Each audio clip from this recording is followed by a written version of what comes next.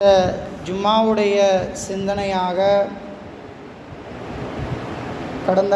கடந்த வாரங்களிலே அல்ஹம்துலில்லாஹ் என்ற அற்புத சொல் என்பதை நாம் பார்த்து வருகிறோம். அதனுடைய தொடர்ச்சியாக நாம் பார்க்க இருக்கிறோம்.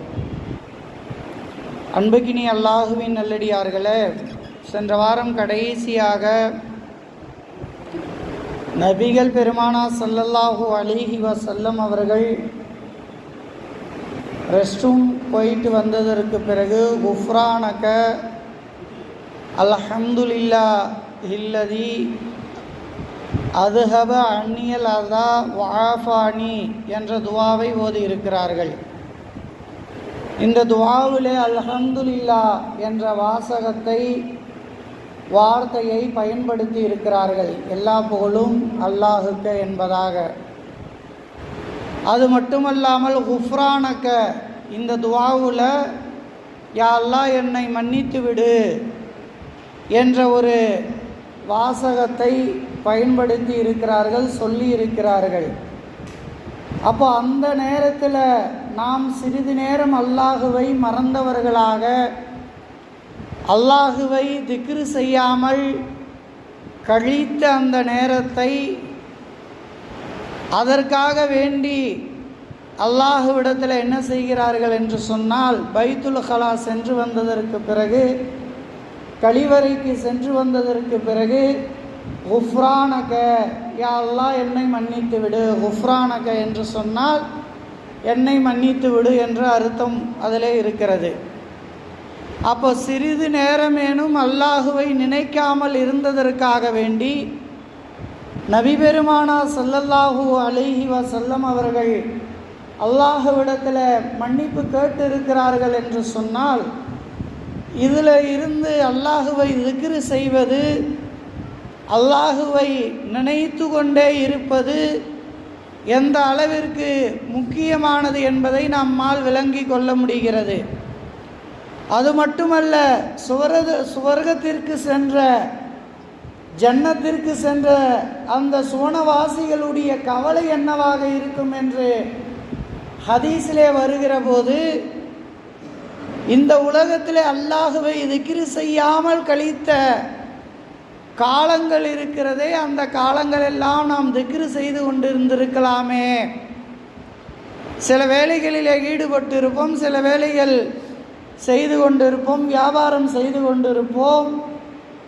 இது மட்டுமல்லாமல் சும்மா இருக்கக்கூடிய அந்த நேரத்தில் அல்லாஹ் ஏதாவது சுபஹான் அல்லாஹ் சொல்லி கொண்டு இருந்திருக்கலாமே, அல்ஹம்துலில்லாஹ் என்று சொல்லி கொண்டு இருந்திருக்கலாமே என்று சுவனவாசிகள் அவர்களுக்கு எந்த கவலையுமே கிடையாது. அல்லாஹ் அப்படி ப்ரோக்ராம் பண்ணிடுவான். அப்படி இருந்தும் கூட இந்த உலகத்தில் அல்லாஹுவை நினைக்காமல் இருந்த, திக்ரு செய்யாமல் இருந்த காலகட்டத்தை அவர்கள் எண்ணி பார்க்கிறார்கள் என்று சொன்னால், இதையும் நாம் கவனத்தில் கொள்ள கடமைப்பட்டு இருக்கிறோம். அல்லாஹ் 2வது சூறாவிலே சொல்லி காட்டுகிறான், ஃபதுகுரூனி அதுகுருக்கும் வஷ்குரூலி வலா தக்ஃபுரூன். ஃபதுகுரூனி என்னை நீங்கள் நினைவு கூறுங்கள், என்னை நீங்கள் ஞாபகப்படுத்துங்கள், என்னை நீங்கள் திக்ரு செய்யுங்கள். ஃபதுகுரூனி அதுகுருக்கும் உங்களை நான் நினைவு கூறுவேன் என்று அல்லாஹ் சொல்லுகிறான். இதில் பாருங்க, இந்த இறைவசனத்தில் அல்லாஹ் என்ன சொல்கிறான், என்னை நீங்கள் நினைச்சு பாருங்க. இப்போ நாம் அல்லாஹ்வை எல்லா நேரத்திலையும் நினைக்கணும். கஷ்டமான சூழ்நிலைகள் இருந்தாலும், சிரமமான சூழ்நிலைகள் இருந்தாலும், சந்தோஷமான சூழ்நிலைகள் இருந்தாலும், லாபகரமான வாழ்க்கையில் இருந்தாலும், எல்லா நிலைகளிலுமே அல்லாஹுவை நாம் நினைத்து கொண்டே இருந்தோம் என்று சொன்னால், அதுக்கு இருக்கும் அல்லாஹ் உங்களை நினைக்கிறான். எப்போ நினைப்பான்? லாபம் வரும்போது, நல்லா நம்ம செழிப்பாக வாழ்ந்து கொண்டு இருக்கிற போது நாம் அல்லாஹுவை நினைத்து தொழுது கொண்டு இருந்தோம், அல்லது திக்ரு செய்து கொண்டு இருந்தோம், குரான் ஓதி கொண்டு இருந்தோம். ஏதோ குரான் ஓத தெரியலன்னா நமக்கு தெரிந்த அல்லாஹ் வாச்சும் சொல்லி கொண்டு இருந்தோம். அப்போ அல்லாஹ் என்ன செய்வான், கஷ்டமான ஒரு காலகட்டத்தில் என்ன செய்வான், நம்முடைய அடியான் நல்ல நிலைமையில் இருக்கிற போது நம்மளை நினச்சி பார்த்தான், இப்போ நாம் அவனுக்கு என்ன செய்வோம், உதவி செய்வோம் என்று அல்லாஹு தாலா இறங்கி வருவான். அல்லாஹ் ஆனால் நாம் என்ன நினைக்கிறோம், ஏதாவது ஒரு பிரச்சனை ஏற்பட்டால் மட்டும் சதக்கா செய்கிறத வளமையாக கொண்டு இருக்கிறோம். எல்லாம் இந்த பிரச்சனை நேர்ச்சி செய்கிறது மார்க்கத்தில் அனுமதிக்கப்பட்டது தான். ஆனால் அந்த சதக்கா 24 மணி நேரமும் நம்மள்கிட்ட இருக்கணும். இன்றைக்கி 10 ரூபா சம்பாதிச்சோமா 1 ரூபா செய்யணும். யாருக்காவது ஏதோ ஒரு வகையில் நம்ம என்ன செஞ்சோம், அந்த பழக்கம் இருந்து கொண்டே இருக்க வேண்டும். நபினா யூனுஸ் அலைஹி வஸலாம் அவர்கள் அந்த மீனவா பகுதியில் போய் மக்களிடத்தில் போய் அல்லாஹுவை பற்றி சொல்லுகிறார்கள். அல்லாஹுவை பற்றி சொல்லுகிற போது அந்த மக்கள் மறுக்கிறார்கள். நபி யூனுஸ் அலைஹிஸ்ஸலாம் அவர்களை மறுக்கிற போது யூனுஸ் அலைஹிஸ்ஸலாம் அல்லாஹ்விடத்தில் துஆ செய்து கொண்டு வந்து விட்டார்கள். யா அல்லாஹ், இந்த மக்கள் என்ன செய்ய மாட்டாங்க, உன்னை ஏற்றுக்க மாட்டாங்க, இவங்களை நீ அழிச்சிரு, நெருப்பு மழையை கொண்டு இவர்களை என்ன செய்து விடு, அழித்து விடு என்று துஆ செய்து விட்டு புறப்பட்டு விட்டார்கள். நெருப்பு மழை வருகிறது.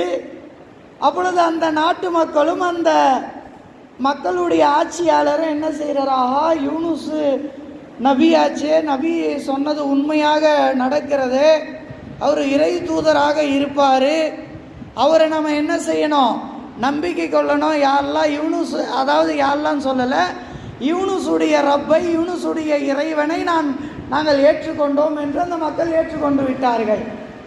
நெருப்பு மழை நல்ல மழையாக பொழிந்து விடுகிறது. அப்போ யூனுஸ் நபி என்ன செய்கிறாங்க, திரும்பி வந்துலாம் பார்க்கல, துவா செஞ்சுட்டு போயிட்டே இருக்கிறாங்க. ஷைத்தான் என்ன பண்ணா, யூனுஸ் நபிகிட்ட சொல்கிறான், நபியே நீங்கள் அல்லாஹ்விடத்தில், அல்லாஹ்வுடைய இறை தூதர், நீங்கள் ஏற்றி விட்றான், அல்லாஹ்வுடைய இறை தூதர், அல்லாஹ்விடத்தில் டைரெக்டாக பேசுகிறீங்க, நீங்கள் சொல்லி அல்லாஹ் கேட்கல, என்ன கேட்கல, அந்த பகுதியில் போய் அல்லாஹ்வை பற்றி நீங்கள் என்ன செஞ்சீங்க, கலிமாவை பற்றி சொன்னீங்க. ஆனால் அந்த கலிமாவை அந்த மக்கள் ஏற்றுக்கலை. நெருப்பு மழை பெய்யணும்னு சொன்னீங்க, ஆனால் நெருப்பு மழை பெய்யலை, நல்ல மழை பெஞ்சிக்கிட்டு இருக்குது. யூனுஸ் நபி ஆராய்ச்சி செய்யலை, போய் பார்க்கலை, விசாரிக்கலை. நம்முடைய வாழ்க்கையில் நிறைய நடக்கக்கூடிய விஷயங்களும் இப்படி தான். கணவன் மனைவி மத்தியில் நடக்கக்கூடிய விஷயங்கள், அண்ணன் தம்பி மத்தியில் நடக்கக்கூடிய விஷயங்கள், உறவினர்கள், எதுக்காக போயிட்டு அவன் சலான் சொல்லாமல் போயிட்டான், என்ன நிலைமையில் போகிறானே தெரியாது, சலான் சொல்லாமல் போயிட்டாப்புல, பார்த்தும் பார்க்காம போயிட்டாப்புல, கேட்டு கேட்காம போயிட்டாப்புல, காதுகளில் வரக்கூடிய செய்திகளை கொண்டு பல உறவுகள் இன்று பிரிந்து கொண்டு இருக்கிறது. அப்போ யூனுஸ் நபிகிட்ட இருந்து நமக்கு கிடைக்கக்கூடிய அந்த படிப்பினை என்ன, அல்லாஹ் யூனுஸ் நபி மூலமாக அந்த யூனுஸ் நபி வரலாற்றை திருமறையில் நமக்கு கூறியிருப்பதன் காரணமாக அதன் மூலமாக கிடைக்கக்கூடிய படிப்பினைகளை எல்லாம் என்ன என்று பார்த்தோம் என்று சொன்னால், என்ன செஞ்சிருக்கணும், நாம் அல்லாஹ்விடத்தில் துவா செஞ்சுட்டு வந்தோம், நாம் போய் என்ன செய்யணும், அந்த பகுதி மக்களை போய் பார்த்து என்ன நடந்ததுன்னு விசாரிக்காமல் ஷைத்தான் சொல்கிறத கேட்டுட்டு என்ன செஞ்சிட்டாங்க, கால் போன போக்கிலே போயிட்டாங்க. போயிட்டு நூன் என்ற மீனுடைய வயிற்றுக்குள்ளே போயிட்டாங்க. போன யூனுஸ் நபிக்கு அப்போ தான் உணர்றாங்க, அல்லாஹ் உணர்த்துறான், அவர் இருளுக்குள்ளே இருந்தார் என்று அல்லாஹ் திருமறை குரானிலே சொல்லி காட்டுவான். ஆஹா, நம்ம தப்பு செஞ்சிட்டோமே, போய் பார்த்துருந்தா நல்லா இருந்திருக்கிறோமே, பேசி இருந்தால் நிறைய விஷயங்கள் உட்காந்து பேசினா சரியாயிருங்க. நிறைய விஷயங்கள் என்ன, உட்காந்து பேசினாலே நீங்கள் என்ன பண்ணீங்க 2 பேரும் உட்கார வச்சு பேசினாலே சரியாயிரும். அது உட்காந்து பேசுகிறதுக்கு யாருக்குமே என்ன இல்லை, டைம் இல்லை, அதுக்கான சப்போர்ட்டிவ் யாருமே இல்லை. அதனால தான் இவ்வளவு பிரச்சனைகள் உருவாகி கொண்டு இருக்கிறது. காது வழியாக வரக்கூடிய செய்திகள் உண்மை என்று நாம் நினச்சி கொண்டே இருக்கிறோம்.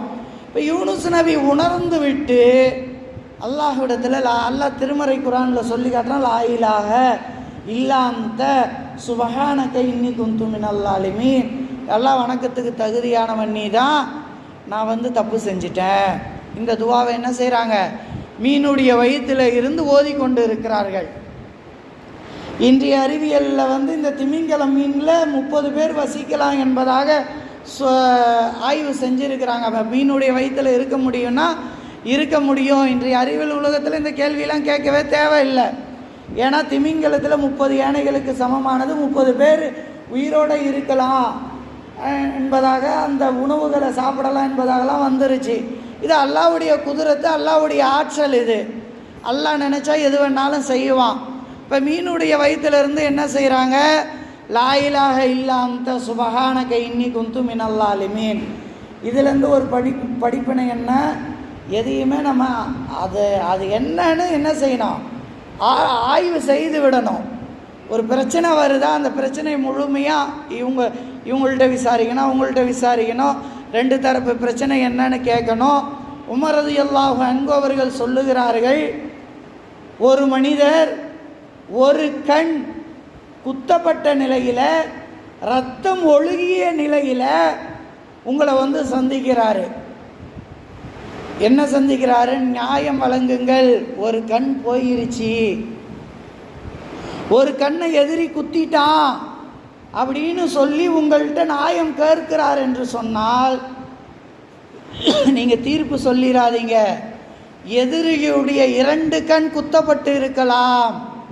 உமர் ரலியல்லாஹு அன்ஹு உலக வரலாற்றிலே ஆட்சியாளர்களுக்கு தகுதியானவர் உமர் ரலியல்லாஹு அன்ஹு அவர்கள்.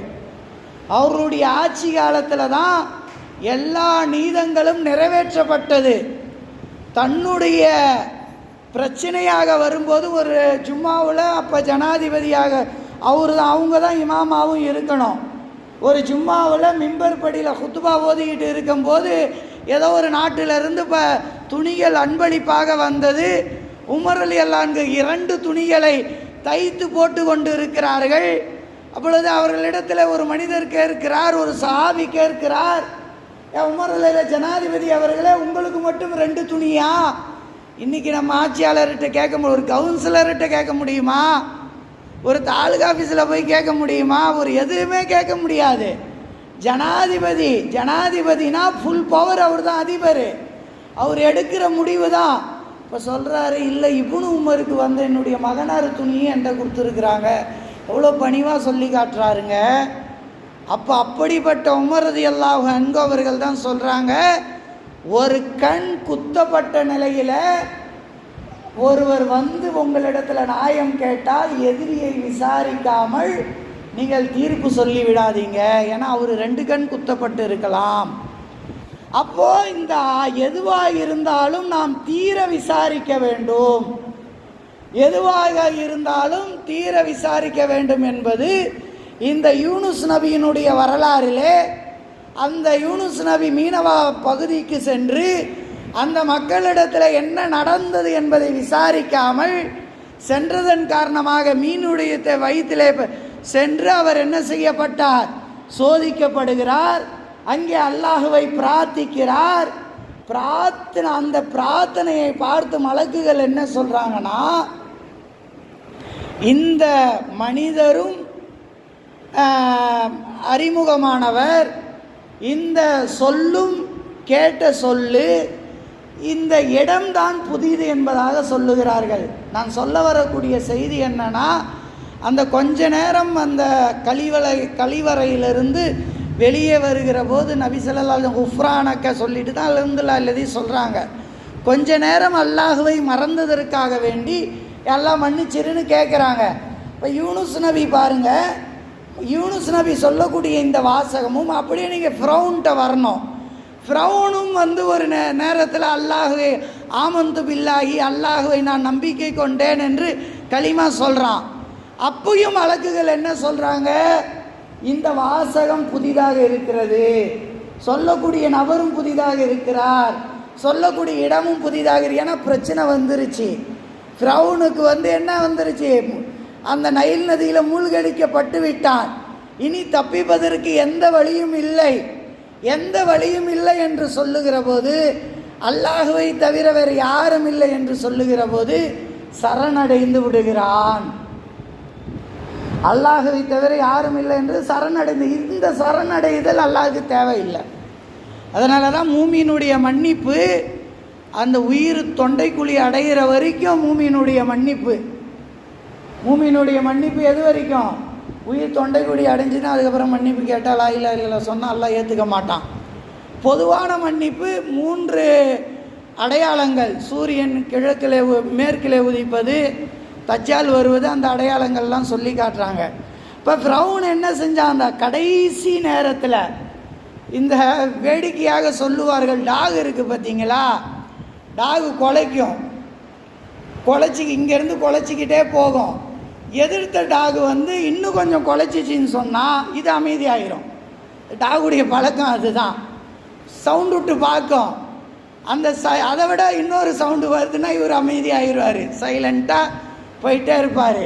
நம்ம வாகனத்தில் போகும்போது தான் துரத்திட்டு வருவார், நின்று நாம் சவுண்டு விட்டோம்னா ஏன்னு போயிடுவார்.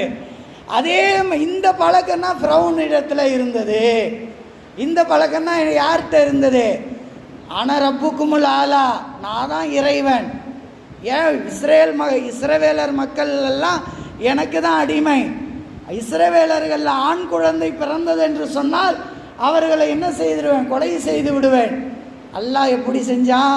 அந்த ஃபிரௌன் இடத்துல தானே மூசாவை வளர வச்சான். இதெல்லாம் அற்புதங்க. இந்த திருக்குறானை நம்ம சிந்திச்சு பார்த்தோம்னு சொன்னால், மூசா நபி யார்கிட்ட வளர்ந்தாங்க? ஃபிரௌன் இடத்துல வளர்ந்தாங்க.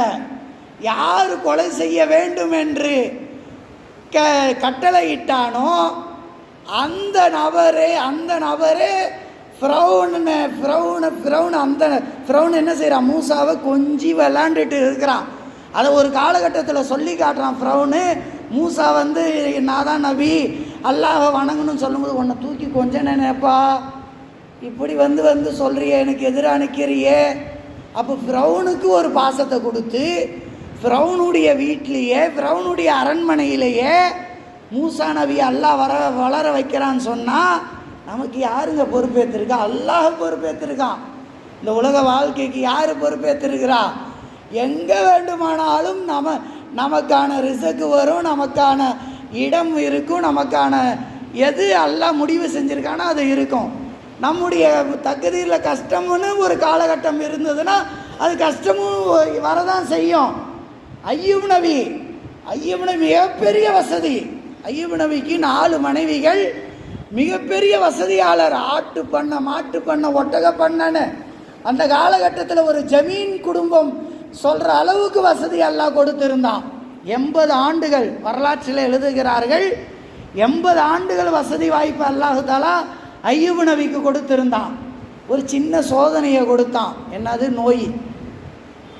நோயின்னு ஒரு சோதனை அல்லாஹ் தஆலா. அந்த மாதிரி நோயினா இது வரைக்கும் அந்த மாதிரி நோயே இல்லை. அந்த மாதிரி நோயினா வந்தால் நம்ம எப்படி இருப்போன்னு நம்ம நிலை தெரியாது.